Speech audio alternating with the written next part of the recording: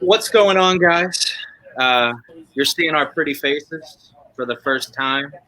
Uh, I hope we didn't scare you, but this is Pittsburgh Baseball Now's very own podcast, Draft Day edition, Draft Day 1. And the Pittsburgh Pirates, they did not draft Dylan Cruz. They drafted Paul Skeens. It seemed to be kind of the way they were leaning a little bit as the draft came on. Charrington didn't want to give away the top secrets because no general manager would. And anyone who asks him that question is kind of asking for trouble because he's going to just give a long-winded answer on nothing, pretty much. But yeah, Paul Skeens, we do have correct height on him. It's 6'6.5". It's not 6'8". Paul Skeens told us it's 6'6.5". It's not 235 pounds because he said that was his freshman weight, he thinks. It's more in the 260s, 270s, in that range. So Paul Skeens is like right around my weight, and I am nowhere near as tall as him, so I feel fat as hell discussing this with you. But yeah, this is the YouTube of Pittsburgh Baseball Now, 2.5 Gringos. Let me introduce the boys. To my left, Anthony Big Bear Murphy. To my right, Nola Jeffy, hashtag Nola Petty. Now, Nola Petty. Boy. Although from what I found out, be careful with that hashtag. Yeah, don't search that hashtag. Don't search it. Don't. There's a lot of Petty and Nola, I guess. Paul Skeens, number 1. Is it well deserved? And I guess first reactions from you guys. I mean, yeah, you can't go wrong with drafting a guy who you think is going to be, front of the rotation starter. I mean, yeah, there's always the injury risk with pitchers, but I mean, when you have a chance to take someone with that kind of upside and that kind of skill set, also too, you would imagine that high of a floor as well, just walking into the door, kind of hard to pass on. So yeah. What kind of made me excited when we talked to Paul in the Zoom meeting? He mentioned that in high school he was a fastball changeup pitcher. He didn't really have a good slider until his senior season. So in my eyes, and Murph, we've talked about this, Nola, we've talked about this, how the changeup is always a pitcher's like last dragon they have to slay to kind of become the full pitcher they need to be.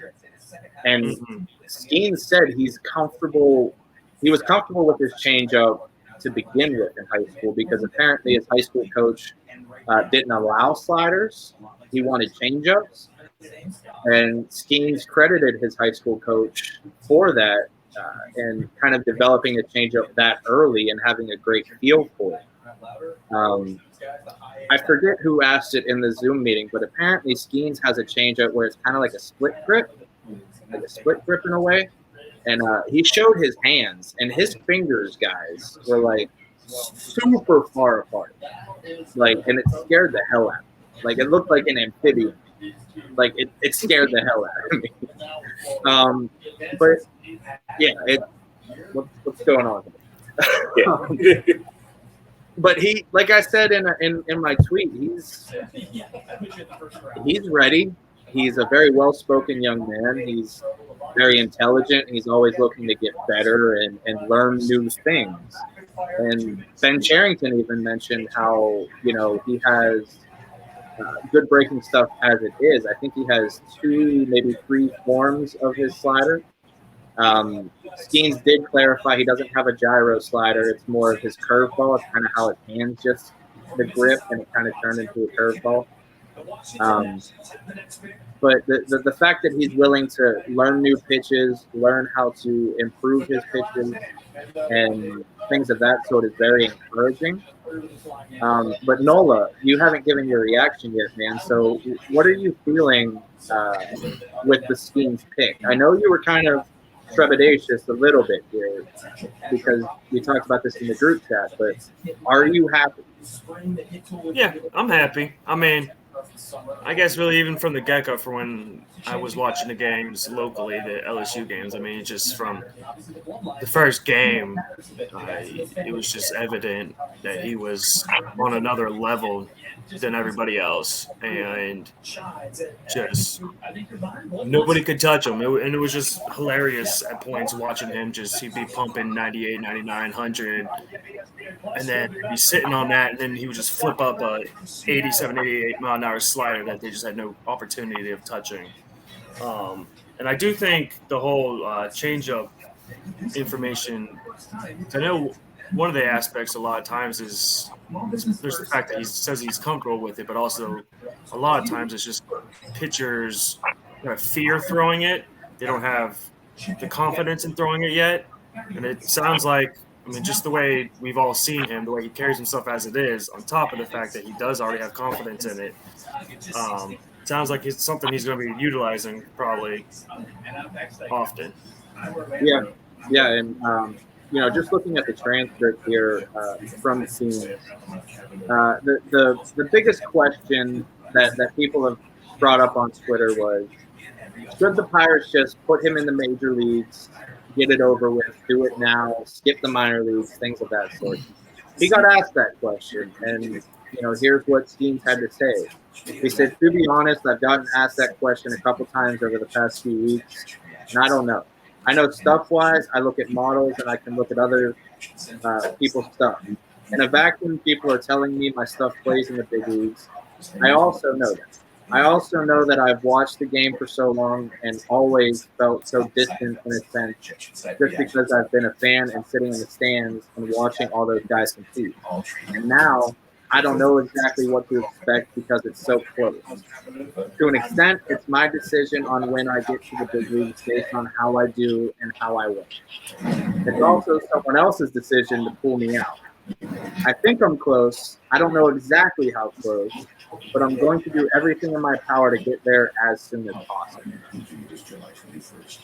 That's kind of loaded in a way because we've discussed David Price, who got called up into the bullpen in the playoffs and things of that sort. But that's a super aggressive model to go after.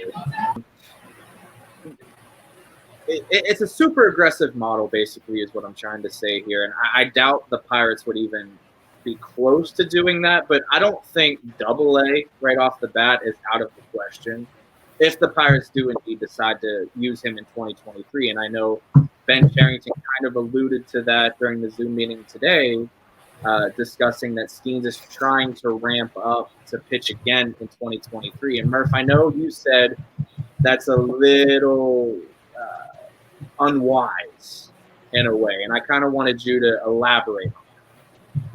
Well, I mean, I think we used to see, like you already mentioned, the David Price thing, and there's been a few other pitchers that I'm trying to think of off the top of my head that's kind of moved quickly and made their debut, and just I think now with how high bonuses get and what we know now about arm injuries and stuff like that, teams are starting to shy away from that. I don't. If you're looking at a team, if the Pirates were a team that were like, okay, these games are really going to count down the stretch, or okay, maybe we can squeeze them into the opening day rotation next year by doing this. But I mean, we know how the Pirates operate, so I don't even know if that's probably still not even an option right now. I just don't see any point in it. There's no, if he's as advanced and as good as advertised, like a month here in the regular season now isn't really going to change his trajectory or his ETA in the majors. And with how much he threw towards the end of the year, how much he threw in the College World Series, I think he's just kind of earned some time off. Let him rest the arm, kind of go through what you want him to work on in the off season, and then just get ready for 2024 and just let him go.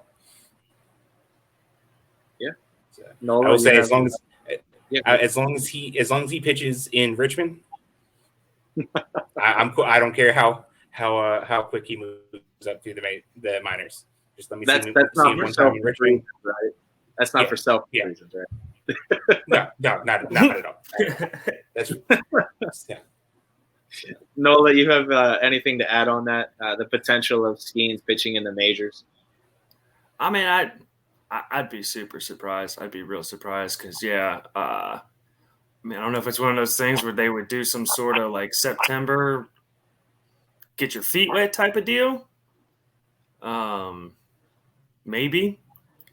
But maybe at least getting them into pro ball. I mean, I don't know if they would be doing it every 5th day or if they would just be doing once a week. Whether it be Greensboro. I mean, that's where Harrington is. I mean, granted, Harrington was a second rounder, but I mean, they might send them straight there to pitch with Massey and Harrington and Bubba, which I was even thinking of that, he might be someone they would like to kind of help Bubba in a sense with the kind of stuff Bubba has and kind of guide him a little bit, get him under his wing. Yeah. Yeah. I mean, the upper levels themselves are a little thin with pitching, just with guards. Well, I guess it got a little more full since everybody's getting sent down from the Pirates, but I mean, they were having a lot of, even down in Greensboro, they were having bullpen games already. Yeah. So, I mean, every level needs some form of, help right now. So I'd imagine it'd be probably somewhere Greensboro, Altoona. Yeah, I think Altoona is, to me, Altoona seems like the most logical place to go just because of where he's at already. Or at least just give him like a couple ramp up outings in Greensboro and then put him up in Altoona maybe for. Yeah, I want to change my answer because I'm going to that Altoona series in Bowie at the end of the year. So let's go and throw him in the double A rotation there, and so I could get a look at that. Again, not for selfish reasons or anything. No, I got you. And he kind of said something interesting here, if you guys don't mind me just reading off the transcript again here. But someone asked, what do you want to do in terms of getting better? Like, what do you see as something you need to improve upon? And Skeens answered, as I met with teams, it's pretty much been the same thing. I think the biggest difference between college and the big leagues, probably with my stuff, is making 30 starts a year in a 5-day window every time versus 18 or 19 starts in a 7-day window. That's going to be something that I'm going to have to focus on, making that adjustment, then focusing on longevity to be able to do that for 10, 15 years at a time down the road. And I think that at least for a college pitcher anyways, just making that adjustment from, you're pitching maybe once, twice a week maybe, to pitching once every 5 days, maybe 6, depending on if you have a 6-man rotation in the minors, which isn't out of the question. But it's interesting to see how Skeens can adapt to that. I mean, because we've talked, his stuff is already elite in a way. And Nola, I know you've mentioned concerns with his fastball shape and things like that, and we can dive into that in a minute here. But you have an above-average changeup, a slider that works the way it does, and even adding in a curveball to that mix. I think that's going to eliminate starting in the low A or something like that, because you're not really going to get a gauge on how he works facing 18, 19-year-olds with the stuff that he brings. Yeah. So I guess we can gauge on how he adjusts at the professional level more towards the higher levels, which I guess we're just stemming off of my previous question here. But I think it was an important anecdote to add to this, because a lot of people don't factor in that, once every 5 days as opposed to once or twice a week. That's a big difference for a pitcher, especially nowadays with the way they handle arms and health and arm care, things of that sort. Well, that and that's what I remember. I don't remember which start it was, but it it was either Kylie or I want to say it was JJ Cooper. Because I remember it was one of the games where he was pumping 100 plus consistently. And they made a comment. They were like, well, when he gets to the majors, it's probably going to sit more, be like 98s, 99s, because he'll be throwing every 5 days as opposed to resting, throwing Friday, then resting until the next Friday. Yeah. Which. Yeah. Cool. And I guess we can jump onto that, Nola. You've mentioned that, and you even sent an article or a tweet maybe that factored in Skeens had maybe a dead zone fastball. And I know we've talked about that dead zone, quote unquote, a couple of times. How concerned are you with that fastball shape? And have you seen enough in Pirates development of pitchers to feel comfortable in the fact that they can fix that issue if there indeed is one? Well, the thing is, trying to unbox it is such a complicated thing to look at, because I mean, he does have like overpowering velocity, so that in itself might kind of mitigate it. And that's where I kind of want to see, oh, we got our pick. Who did they draft? Mitch Jebb. Mitch Jebb. A prep shortstop. Oh, wait, no, wait. That's a Michigan State. Never mind. That's a college shortstop.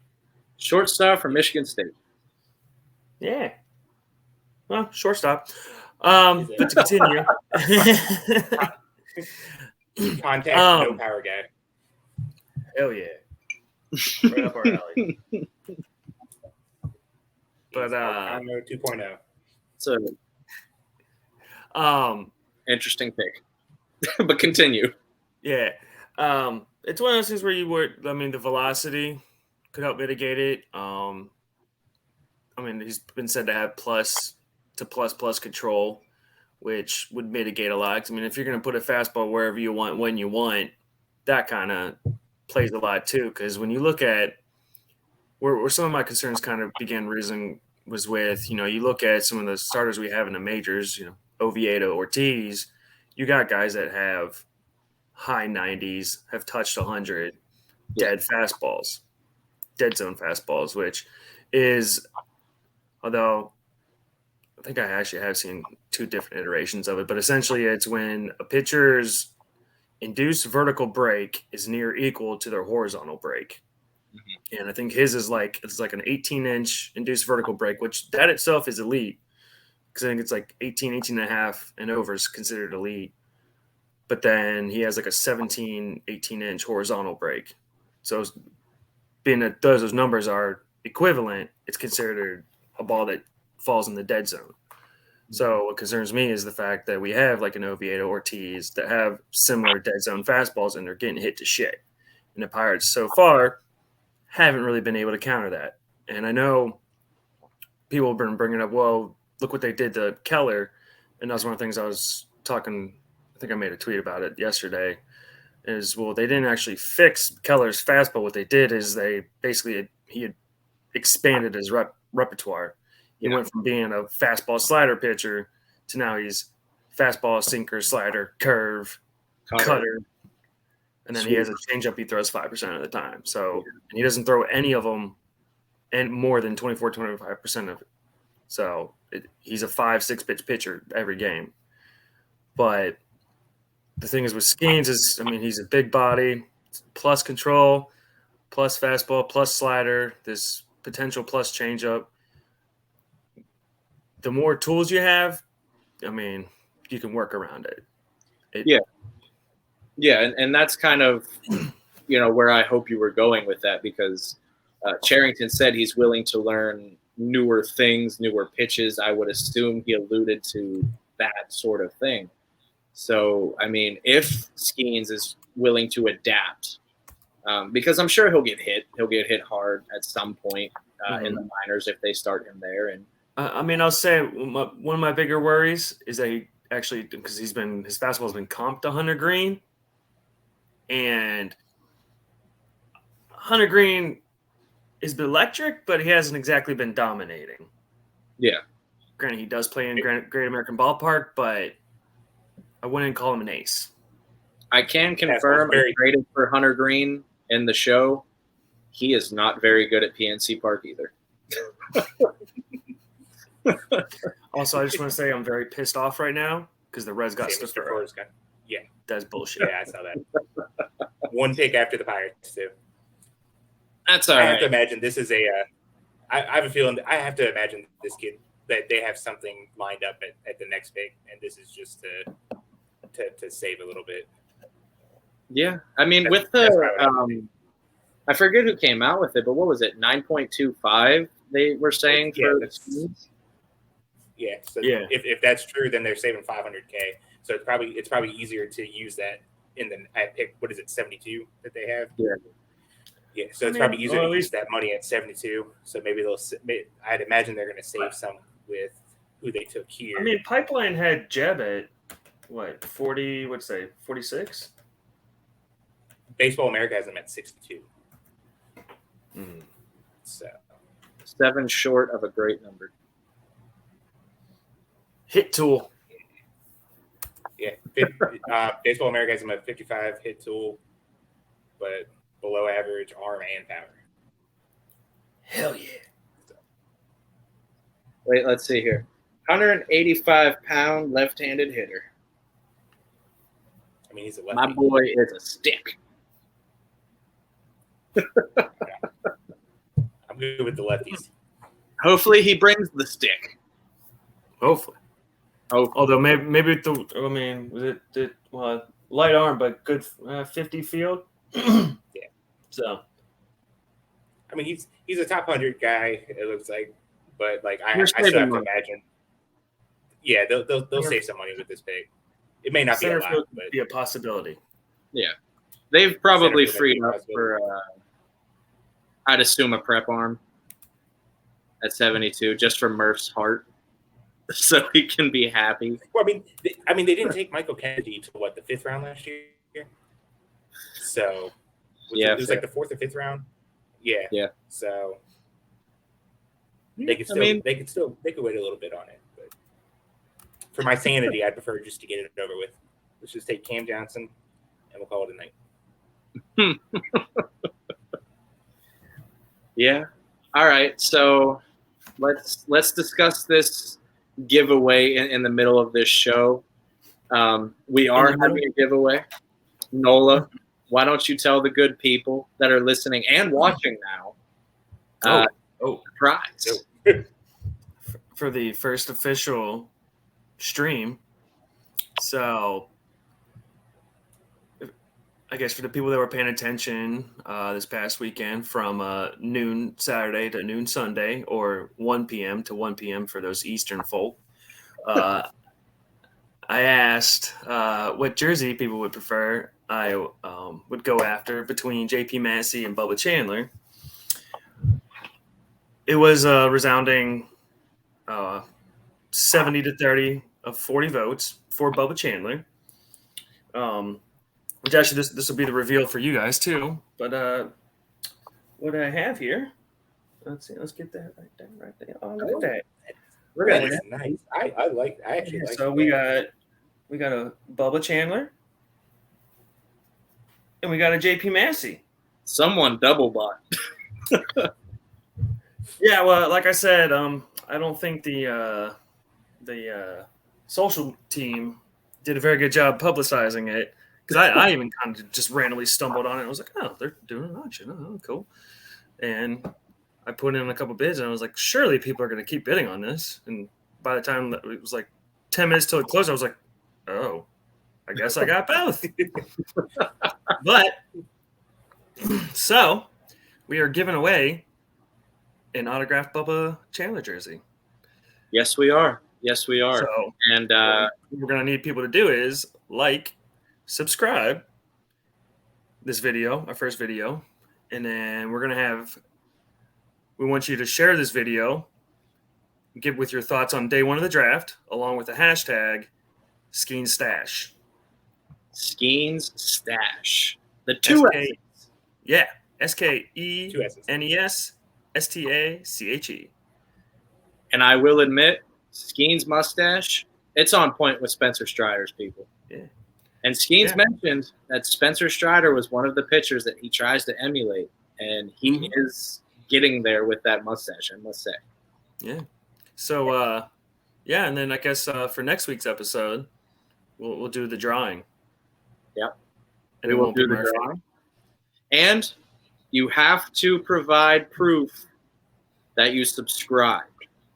So send a screenshot to us, whatever, email, carrier pigeon, something. Let us know you subscribe to the podcast and the YouTube channel, because we need the support. We love the support from you guys. You guys have been killing it on the audio side. So just carry that support over to the video side as well, and you might have yourself a Bubba Chandler jersey. Yeah. And it's signed. Number 25. Yeah, number 25. It was their Defenders jersey. Yes. It is a rather epic jersey, I must admit. I will be jealous of whoever wins this giveaway. I might make some burner accounts. I'm not going to lie. I'm kind of happy I get to keep the Massey. Speaking of Massey, it seemed like in the futures game, not to stem away from the draft, but we can talk on Massey a little bit. I didn't get the chance to watch because I didn't subscribe to Peacock again. Me either. I did. Oh. Yeah. I was waiting for Sean Sullivan went to the Rockies. This draft is trending downwards very quickly. Yes, we needed Sean Sullivan in the Pirates system. We did. That's going to suck. I'm upset now. He's going to get bombed at Rocky Stadium. That's all right. They can trade him. Dollander. Yeah, Dollander's going to get rocked. I thought he was the best pitcher, man. Like 8 months ago. Yeah. But not to get distracted here. Murph, what did you see from Massey? It seemed like they got the good Massey, the bad Massey, and the in-between Massey. Yeah, it's a pretty – we got a pretty good look at everything he has to offer. I mean, the stuff is good. He got a couple swing and misses with that curveball. That changeup really tailed – like I have to go back and watch some of his other games. I don't remember it looking that good or that distinctive with the change. Like I first really picked up that he was throwing a change when I was like logging everything on Statcast, because like the spin rate would really drop, and then they're logging them all as sinkers. I'm like, well, this doesn't look any. None of these readings look like sinkers. And I started looking more into it. I was like, oh, well, that's a changeup. So, but the changeup looked really good, and then of course he walked the bases loaded. So yeah. Prospects aren't got out of finished products, right? Yeah, but then he got out of it. He got his money. He got his money's worth going there. He was on. He threw like 20 some pitches, and it was awesome. Which I was gonna say that kind of leads into something else I think we were talking about recently, just with regards to, especially with the talks about the fastball and all that. I will say it does seem like they're been doing a pretty strong job in helping pitchers develop off-speed pitches and breaking pitches, or at least finding them. Yeah, because they found some dudes with ridiculous stuff.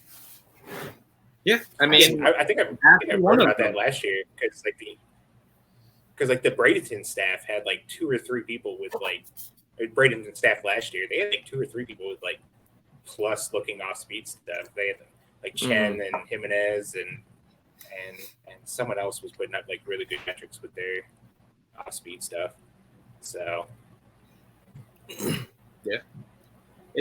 and that's why I'm writing an article for Pittsburgh Baseball Now on Paul Skeens breaking stuff. I asked both Ben and Paul how he has a feel for his breaking stuff and things of that sort. And, I guess the hope is that the Pirates continue to hone in that breaking stuff for Skeens so he can use that fastball to a more effective level. Which even further reason why there's no reason to send him to Bradenton. Like, yeah, those kids can't even hit a below average breaking ball half the time. No. Ask Bob though. I'm sure some of those breaking pitchers he'll approve of, and he doesn't care. Bob, we love you, buddy. Always. We love you, Bob. Well, guys, we're at I'd say the 30-minute mark here. Any closing thoughts for the Pirates draft day one? I know we didn't get to the last Pirates pick of the night, but who are we looking at day two? Who's on your guys' big board? And who do you think could be a steal for the Pirates? Given the first two picks, they're saving some money here, it seems like. So who are they going to go overslot with here? I feel like it's got to be a prep kid of some sort. Yeah. And there's probably quite a few names it could be. Cam Johnson, Murph. He's still available. I know. Yes. I mean, he's still there. So, I mean, Cam Johnson, there's like, what is it? They're starting to get to be a little bit of a run on prep kids right before we started. But yeah, Brett Barn, that kind of seems what the Brits have done good with, like development wise. Jared Jones, Palomino, Silvio, even Bubba to an extent. Michael Kennedy. So I'm sure we'll see one at some point in day two. It just depends who they're targeting down and when they want to take him. They have to take another guy to kind of try to save money in between now and then and whatnot. So I mean, there's still some interesting. Cam Johnson, your other boy Cole Miller. Baseball American. Cole Miller, I really like too. Cam Flukie. The guy, Alex Clemmy, the lefty, he looked really good, tall, lanky. Delivery kind of seemed a little funky-ish the last time. I mean, it might be a little too high to take him, but there's also that catcher Zion Rose, who's a commit to Louisville. Oh yeah. There's also still a couple nice prep shortstops. Antonio Anderson, Nazan. I'm going to butcher that. Nazan Zanatello, still available. Sounds like a Teenage Mutant Ninja Turtle. Mm-hmm. Drew Burris looked like a pretty nice outfielder too. The Pirates should just draft all shortstops and just see what happens. Yeah. Part of me was thinking they might do the polar opposite of last year. How last year they just went on that run of college pitchers. Part of me feels like they might do the complete opposite with bats this year, just with what we've seen with Altoona and Greensboro. It's possible. Are you saying college bats? Like just take a huge run on college bats, or are you talking college and prep? No, college. Okay. I mean, that's possible. I think there's going to be a couple of prep kids included, but obviously there's not going to be those post 10th round prep kids as well. But yeah, I wouldn't be surprised if they start going for a couple. I mean, which speaking of college bats, Josh Rivera is still available. He was at Florida shortstop with some big pop. Yeah, he'd be interesting. Mm-hmm.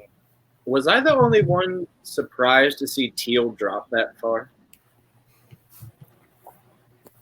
I mean, that was my. You never know. It's the MLB draft. He was, yeah. I thought he'd go for like a little earlier, but I mean, he had the Murph stamp of approval, so yeah. Oh man, Boston really? God damn it! Another one off my list. Another one bites the dust. Zanatello. That's a shame. Hey, I mean, he's a college pitcher, but there's still the Kent State lefty, Joe Whitman. He's still available. I would approve of it. Kent State? Mm-hmm. Going Flashes, yeah. Andrew Chafin, too. Which is funny. I had no idea. And then I looked it up. I'm like, we were at school at the same time. I wonder. I'm like, I wonder if I played with him at some point. I think he's 2 years younger than me, but I'm like, man, maybe we drank together. Did you buy him underage alcohol? Possible. It's possible. A lot of things happen then. A lot of things happen in college, man. A lot of things happen. Yeah. A lot of horror stories. But, anyways, boys and girls, this is draft day 1 for the Pittsburgh Pirates and our reaction to it. If you like this episode and if you want that giveaway, be sure to like and subscribe and share this video. Give us your thoughts and use the hashtag SkeenStash. Stash. SkeenStash. He's not on my level quite yet, but he'll get there. I'm starting to eat. Baby. I'm starting to eat my mustache hairs at this point, and I need to trim it, but I'm too lazy. Like, I'm getting mustache hairs in my cup. It's a shame. I gotta keep doing this. Same. Like, I'm biting my mustache hair as we speak. But anyways, please like, rate, review, subscribe, do all that fun stuff for this podcast on the audio form and on the video form. And like always, how we end the show, we give out our socials. I'll start with myself. You can follow me at 2HG013 on Twitter, as long as it's still Twitter and not taken down by the Musk man. You can also follow my boy Nola Jeffy here. Nola, what's your social, buddy? At NOLAJEFF. Nola Jeffy. Yes, sir. It's Nola season because Paul Skeens. Yes, Nola season. Let's go. Murph, you left us for a second there, but I didn't forget about you, Big Bear. What is your social, buddy? Yeah. Things freezing up a little down there. Follow me on Twitter at @Duff_Murphy88. Yes, and if you're watching the video, you can see it right under Murphy's name right there. And because Murph froze up on us a little bit. The camera got afraid of his true bear form and just decided to freeze on us. It's understandable. Yeah. But anyways, guys, we love you very much. Happy draft couple days here. Pirates. Sorry to saw our faces. Yeah. Pirates got Paul Skeens, though. We love you very much, guys. And have a good day.